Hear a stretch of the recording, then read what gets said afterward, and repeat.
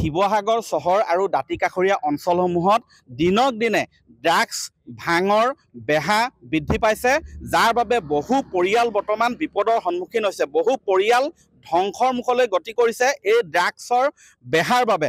বহু যুৱকৰ জীৱন শেষ হৈ গৈছে।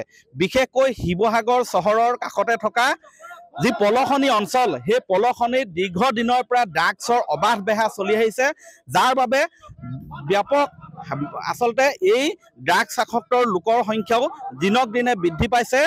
যিহেতু এই পলসনিত ড্ৰাগছৰ ঘাটিসমূহ এতিয়ালৈকে সম্পূৰ্ণ উৎখাত কৰিবলৈ সক্ষম হোৱা নাই আৰক্ষী প্ৰশাসনে, যাৰ বাবে ড্ৰাগছ আসক্ত লোকৰ সংখ্যা বাঢ়ি গৈছে।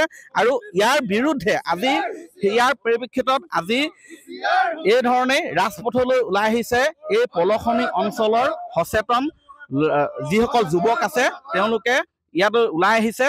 তেওঁলোকৰ কেইবাটাও সংগঠনৰ নেতৃত্বত এনেধৰণে ৰাজপথলৈ ওলাই আহি তেওঁলোকে প্ৰতিবাদ সাব্যস্ত কৰিছে আৰু ড্ৰাগছৰ বিৰুদ্ধে কঠোৰতকৈ কঠোৰ পদক্ষেপ লোৱাৰ দাবী জনাইছে।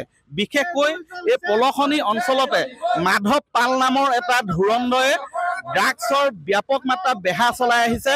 সেই মাধৱ পাল কিন্তু বৰ্তমানেও মাধৱ পালক কৰায়ত্ব কৰিবলৈ সক্ষম হোৱা নাই আৰক্ষীয়ে।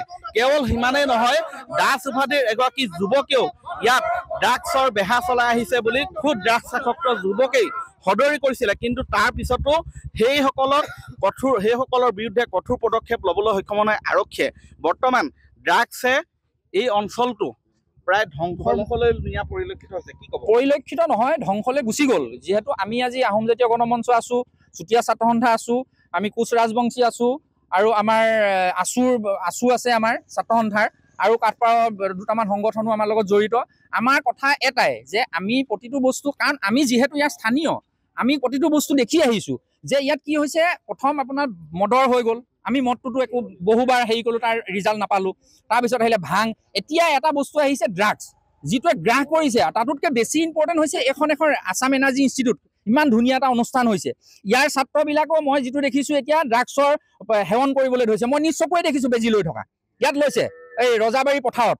এইটো এটা মানে বৰ ভয়াৱহ এটা পৰিস্থিতি হৈছে। আৰু মই এই কথাটো লৈ এবাৰ মই SP ছাৰক নিজে পাৰ্চনেলি লগ মই কোনো মানে বেনাৰত যোৱা নাই কোনো সংগঠনৰ। তেখেতে ক'লে তেখেতলোকক প্ৰমাণ লাগে, আমি প্ৰমাণটো লৈ তেওঁলোকক দিবগৈ লাগিব ধৰি।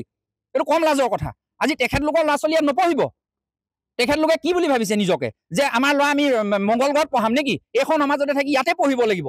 কাইলৈ যিখন ঘৰত ড্ৰাগছৰ এজন সেৱনকাৰী থাকিলে কি অৱস্থা হয়, তেতিয়া তেখেতলোকে বুজি পাব, যেতিয়া তেখেতলোকৰ ল'ৰা ছোৱালীয়ে এই বস্তুটো বিয়পিব।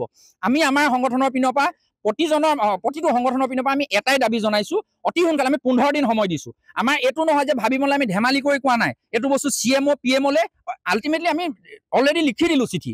আমি পাকিস্তান আৰু হিন্দুস্তানৰ যুদ্ধৰ কাৰণে আমি ৰখি আছোঁ। এইটো ডাইৰেক্ট তাত যাব যদি 15 দিনৰ ভিতৰত আমি ইয়াৰ একো ৰিজাল্ট নাপাওঁ। আৰু এইটো অকল পলসনি নহয়, পলসনি আৰম্ভ হৈ আখৰ বিদ্যালৈকে মদৰ দোকান পাব আপুনি।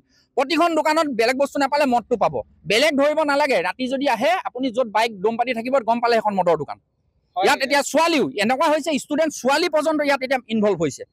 এইটো কম মানে লাজৰ হোৱা নাই কথা। আজি আমি ৰাজপথলৈ ওলাবলগীয়া হৈছে।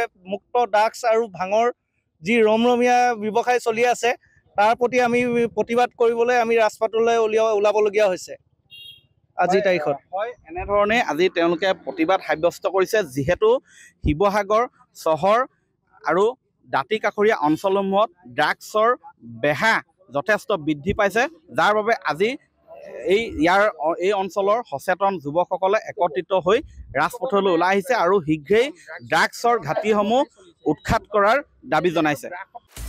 আপুনি বিচৰা বাতৰি পাব কেৱল নিউজ 18 এপত। নিউজ 18 এপ ডাউনলোড কৰিবলৈ স্কেন কৰক এই QR কোড। গুগল প্লে ষ্টৰতো পাব এই নিউজ 18 এপ।